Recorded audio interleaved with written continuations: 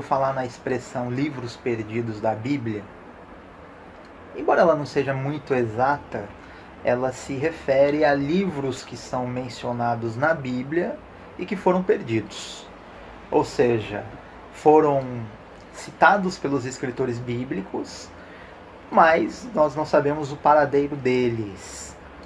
No Novo Testamento temos alguns. Por exemplo, no capítulo 4, versículo 16 da carta de Paulo aos Colossenses, o apóstolo disse àquela igreja que aquela epístola que ele escreveu, que é a epístola que nós temos, aos Colossenses, fosse lida na igreja de Laodiceia. E a que veio de Laodiceia, que fosse lida também na igreja de Colossos. Esta carta não existe, ou se existe, está muito bem escondida em algum lugar aí onde nós não sabemos. Esse é um exemplo de um livro assim chamado perdido, que é mencionado na Bíblia.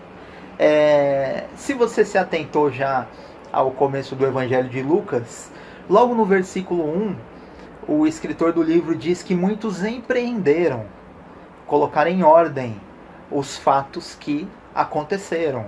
Ele está se referindo à vida de Jesus. Então, Lucas está se referindo a outros evangelhos que foram escritos na época dele. Hoje nós temos alguns evangelhos que foram achados nos anos 50, ali na região do Egito, os evangelhos gnósticos, mas muitos estudiosos entendem que esses evangelhos foram escritos já depois da era apostólica. Então, entendendo o que Lucas escreveu, muito provavelmente há mais e mais evangelhos que foram escritos e que se perderam, não chegaram até nós. E nós temos também dois exemplos nas cartas de Paulo aos Coríntios.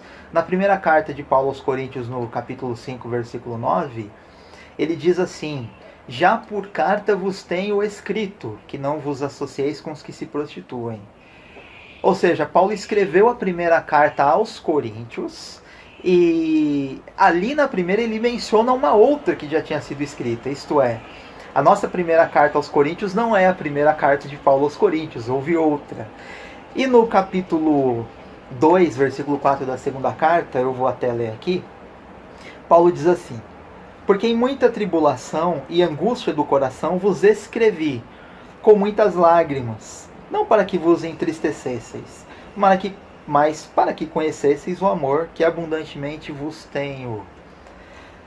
Se você ler a primeira carta aos Coríntios, você vai ver que ela não tem esse tom tão emotivo, embora Paulo tenha tido um contato pessoal com os coríntios, a primeira carta tenha algumas broncas de Paulo severas, no capítulo 5, no capítulo 11, ironias, mas não se percebe esse teor de angústia, tristeza e lágrimas na primeira carta. Então, como esta menção a esta carta aqui não se refere à nossa primeira carta aos Coríntios e tampouco a esta segunda, houve, pelo menos, mais uma outra carta de Paulo aos Coríntios, além das duas que nós temos na Bíblia, e daquela primeira que foi mencionada. Então, muitos estudiosos entendem com base nisso que houve pelo menos 4 cartas de Paulo aos Coríntios.